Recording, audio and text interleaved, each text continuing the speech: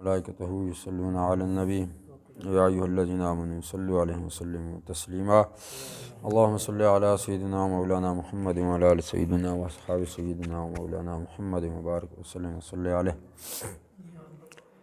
عن ابن عمر ان النبی صلی اللہ علیہ وسلم قال لا تسافر المرأة ثلاثة ایام الا مع ذی محرم۔ حضرت ابن عمر رضی اللہ تعالیٰ عنہ روایت کرتے ہیں کہ حضور اکرم صلی اللہ علیہ وسلم نے ارشاد فرمایا کہ کوئی عورت بھی محرم کے بغیر 3 دن سفر نہ کرے۔ عن ابن عمر عن النبی صلی اللہ علیہ وسلم قال لا تسافر المرأة ثلاثا الا معها ذو محرم تابعہ۔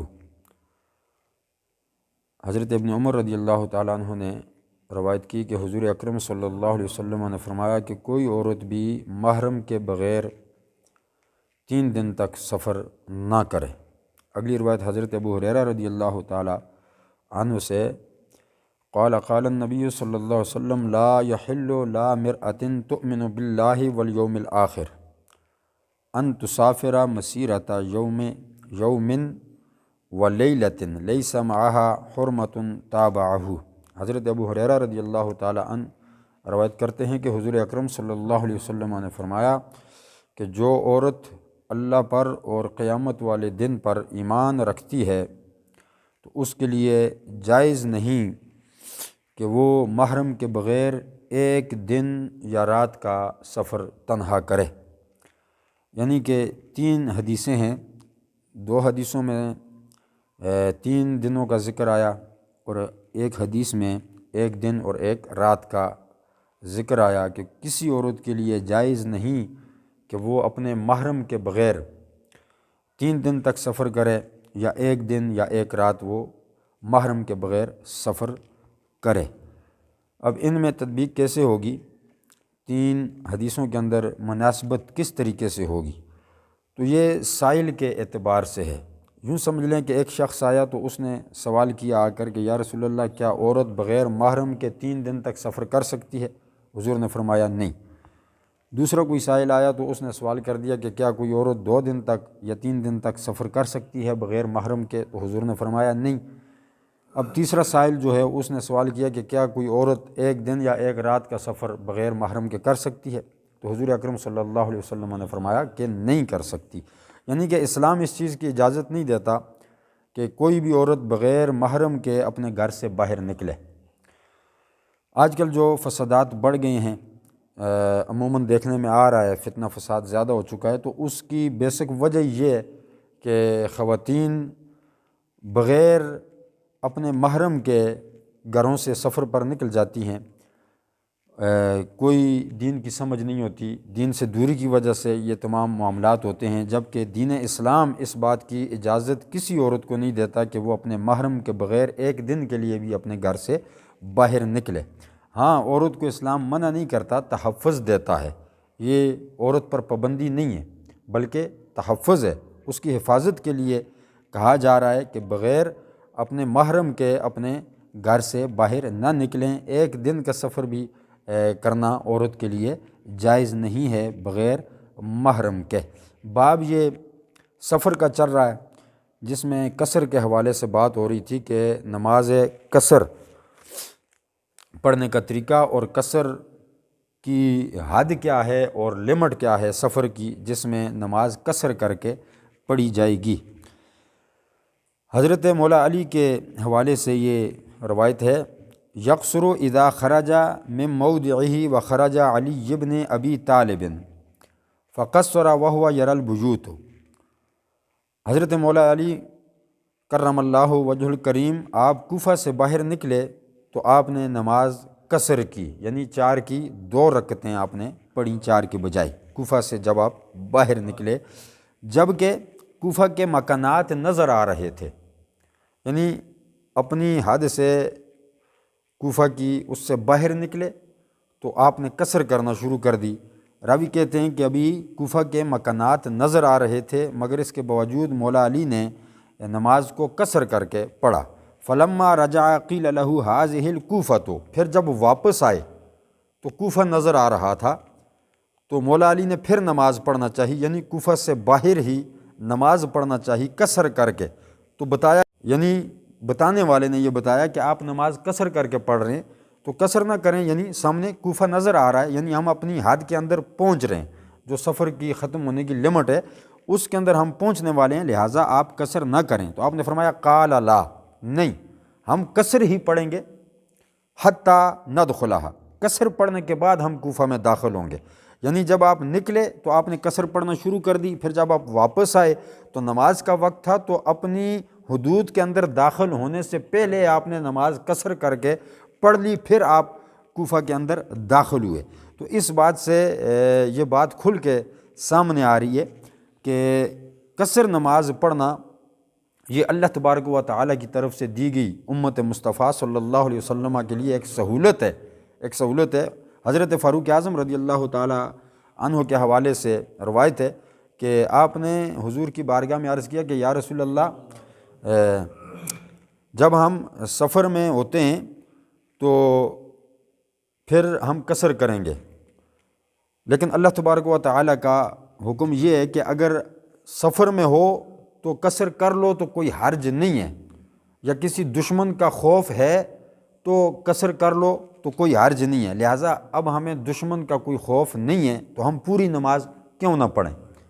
تو حضور اکرم صلی اللہ علیہ وسلم نے سیدنا فاروق اعظم سے فرمایا کہ یہ سہولت، یہ فیسلٹی تمہیں اللہ تبارک و تعالیٰ نے دی ہے، اس کو قبول کر لو۔ یعنی اللہ تبارک و تعالیٰ نے ایک سہولت دے دی ہے تو اس کو لے لو، اس کا انکار نہ کرو یا اس سے منہ نہ پھیرو، اس کو قبول کرو، یعنی قصر پڑھو، کیونکہ یہ بھی اللہ تبارک و تعالیٰ کا ہی حکم ہے قرآن مجید فرقان حمید کے اندر، وَإِذَا ضَرَبْتُمْ فِي الْأَرْضِ، کہ جب تم زمین کا سفر کرو تو قصر کر لیا کرو۔ تو صحابہ اکرام رضوان اللہ تعالیٰ علیہم اجمعین قصر کرتے تھے، اتنے قصر کرتے تھے کہ جیسا کہ میں نے آپ کو بتا دیا کہ مولا علی ابھی کوفے سے نکلے، اپنی حد سے باہر نکلے تو آپ نے قصر پڑھنا شروع کر دی، پھر جب آپ واپس آئی تو کوفہ کے مکانات نظر آ رہے تھے اور کوفے کی حدود نظر آ رہی تھی، لیکن اس کے باوجود آپ نے قصر کی، اور قصر کرنے کے بعد آپ اپنی حدود کے اندر داخل ہوئے۔ عن انس بن مالک قال صلیت الظہر مع رسول اللہ صلی اللہ علیہ وسلم بالمدینۃ اربعا، حضرت انس بن مالک رضی اللہ تعالیٰ عنہ فرماتے ہیں کہ ہم نے حضور اکرم صلی اللہ علیہ وسلم کے ساتھ مدینہ منورہ میں ظہر کی نماز 4 رکعت پڑھی۔ یعنی آپ دیکھ لیں کہ کتنی لمٹ ہونی چاہیے اور کتنی حد ہونی چاہیے۔ ہم نے مدینہ میں حضور اکرم صلی اللہ علیہ وسلم کے ساتھ ظہر کی نماز 4 رکعت پڑھی، والعصر بذی الحلیفۃ رکعتین، پھر ذوالحلیفہ کے مقام پر ہم پہنچے تو عصر کی نماز وہاں ہم نے 2 رکعت یعنی قصر کر کے ہم نے پڑھی۔ مدینہ منورہ سے ذوالحلیفہ جو ہے یہ 6 میل کے فاصلے پر ہے، یہ میقات ہے مدینہ منورہ والوں کا، یہاں سے وہ احرام باندھ کے حج یا عمرے کے لیے روانہ ہوتے ہیں، تو 6 میل کا یہاں فاصلہ ہے۔ تو یہاں پر حضور اکرم صلی اللہ علیہ وسلم نے آ کر قصر پڑھی، لیکن اس کا یہ مطلب ہرگز نہیں کہ 6 میل کا سفر اگر کوئی کرتا ہے تو وہ قصر کرے گا، نہ۔ حضور اکرم صلی اللہ علیہ وسلم مدینہ منورہ سے نکلے، یعنی اپنی حدود سے نکل گئے تو حضور کا سفر شروع ہو گیا۔ تو اب میقات پر یا ذوالحلیفہ پر حضور نے ٹھہرنا نہیں تھا، یہ سفر کی انتہا نہیں تھی۔ سفر کی انتہا کیا تھی کہ حضور نے مکہ مکرمہ آنا تھا، جو کہ تقریباً 500-550 کلومیٹر کا سفر جو ہے وہ بنتا ہے۔ تو اب سفر کی لمٹ کو دیکھ کر حضور اکرم صلی اللہ علیہ وسلم نے وہاں سے ہی قصر پڑھنا شروع کر دی۔ قصر میں نے کل آپ کو ڈیٹیل سے بتا دیا کہ اپنی حدود سے باہر 92 کلومیٹر جانے کا ارادہ ہو تو پھر آپ مسافر بن جاتے ہیں۔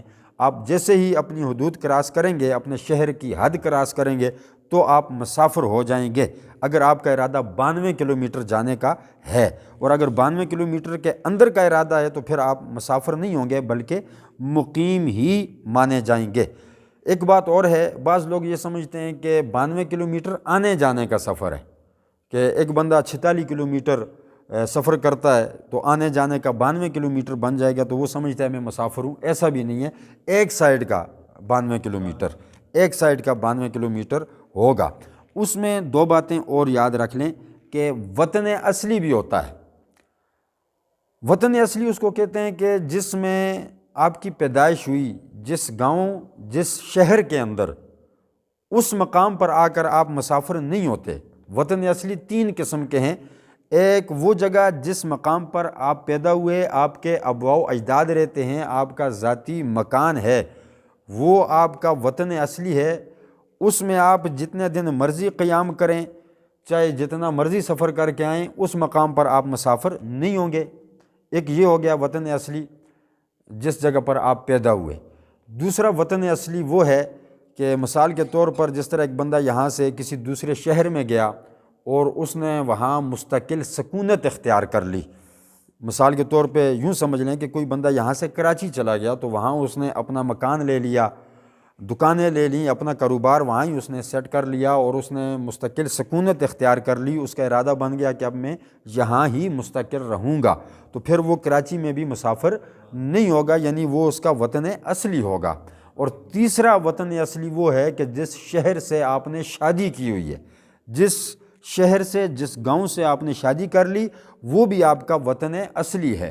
ان تین مقامات پر آپ مسافر نہیں ہوں گے۔ اس کے علاوہ آپ اگر کسی جگہ بھی جاتے ہیں، آپ کا ارادہ 92 کلومیٹر سفر کرنے کا ہے، تو پھر آپ نماز قصر کر کے پڑھیں گے، یعنی 4 کی 2 پڑھیں گے، یعنی ظہر کی 4 فرضوں کے بجائے 2، عصر کی 4 کے بجائے 2، اور عشاء کی 4 کے بجائے 2۔ باقی مغرب کی جو 3 فرض ہیں وہ 3 ہی رہیں گے، صبح کے 2 فرض ہیں وہ 2 ہی رہیں گے۔ عشاء کی نماز کے ساتھ وتر پڑھنا بھی آپ کو ضروری ہوگا، وہ بھی آپ 3 رکعت پورے ہی ادا کریں گے۔ اس کے علاوہ ایک بات یہ قابل غور ہے کہ اگر آپ سفر میں ہیں، مسافر ہیں، تو سنتیں اگر آپ کے پاس وقت ہے تو آپ پڑھنا چاہتے ہیں تو پھر آپ سنتیں پوری پڑھیں گے، یعنی سنتوں کی کثر نہیں ہوگی، سنتیں 4 کی 2 نہیں ہوگی، وہ 4 کی 4 ہی آپ ادا کریں گے۔ فرض نماز جو ہے وہ 4 کی 2 کیوں ہے، وہ یہ اگلی آخری حدیث میں آپ کو سنا دوں۔ سیدہ عائشہ صدیقہ رضی اللہ تعالی عنہا سے مروی ہے، عن عائشہ قالت الصلاۃ اول ما فرضت رکعتان فاقرت صلاۃ السفر۔ حضرت سیدہ عائشہ صدیقہ رضی اللہ تعالی عنہا روایت کرتی ہیں کہ سب سے پہلے جو نماز فرض ہوئی ہے وہ صرف 2 رکعت نماز فرض ہوئی ہے۔ جو فرض ہوئی ہے، جو نماز اللہ تبارک و تعالی کی طرف سے، وہ 2 رکعت نماز فرض ہوئی ہے۔ اور آپ فرماتی ہیں کہ فاقرت صلاۃ السفر، سفر میں اصل نماز جو ہے وہ اسی طرح باقی رہی، یعنی سفر میں جو 2 رکعت ہم پر فرض کیے گئے وہ اسی اپنی اصلی حالت میں ہم پر فرض ہی رہے۔ وَأُتِمَّتْ صَلَاةُ الْحَضْرِ، اور حضر میں یعنی قیام میں، جہاں آپ کا اصلی شہر ہے، اصلی وطن ہے، جہاں آپ مقیم ہیں، جہاں آپ نے قیام کر لیا، سکونت اختیار کر لی، اس کو حضر کہا جاتا ہے۔ تو آپ فرماتی ہیں کہ سفر میں وہ نماز اپنی اصلی حالت پر رہی، یعنی 2 رکعت برقرار رہی، اور حضر کے اندر پھر فرائض میں اضافہ کر دیا گیا، یعنی 2 کے بجائے 4 کر دیے گئے، ظہر کے اور عصر کے بھی 4 کر دیے گئے اور عشاء کے بھی 4 کر دیے گئے، یعنی کہ جو نماز فرض ہوئی تھی وہ 2 رکعت ہی نماز فرض ہوئی تھی۔ تو سیدنا فاروق اعظم بھی یہی فرماتے ہیں، ایک ان کی حدیث بھی موجود ہے ان کے حوالے سے، کہ آپ فرماتے ہیں کہ سفر کے اندر جو نماز ہے 2 رکعت، یہ اپنی اصلی حالت میں جو نماز اللہ تبارک و تعالی نے امت مصطفیٰ پر فرض کی ہے صلی اللہ علیہ وسلم، امت مصطفیٰ پر جو نماز فرض ہوئی ہے وہ اپنی اصلی حالت میں 2 رکعت باقی ہے، وہی ہم نے ادا کرنی ہے، لہٰذا اس کو قصر نہیں کہا جائے گا، وہ اپنی اصلی حالت میں نماز جو ہے وہ پڑھی جاتی ہے۔ لہٰذا یہ قصر اسی حوالے سے کہتے ہیں کہ 4 کا 2 کر دیا جاتا ہے۔ سیدنا عثمان غنی، سیدہ عائشہ صدیقہ رضی اللہ تعالی عنہا، میں نے کل عرض کر دیا کہ آپ سفر کی حالت میں بھی پوری نماز پڑھتے تھے اور روزے بھی آپ رکھتے تھے سفر کی حالت میں بھی۔ آپ کا اپنا ایک نظریہ تھا، اپنی ایک سوچ تھی، اس کے مطابق آپ اس پر عمل کرتے تھے۔ اللہ تبارک و تعالی ہمیں صحیح معنوں میں دین کی سمجھ عطا فرمائے۔ یہ مسائل ایسے ہیں کہ چند منٹوں کے اندر یہ بیان کرنے والے نہیں ہیں، لیکن میں کوشش کرتا ہوتا ہوں کہ آسان باتیں جو میں آپ تک پہنچا سکوں وہ میں پہنچا دوں، اس کے باوجود ٹائم زیادہ ہو جاتا ہے۔ اللہ تبارک و تعالی ہمیں صحیح معنوں میں دین کی سمجھ عطا فرمائے۔ وآخر دعوانا ان الحمدللہ رب العالمین۔ اللہم صلی علی سیدنا مولانا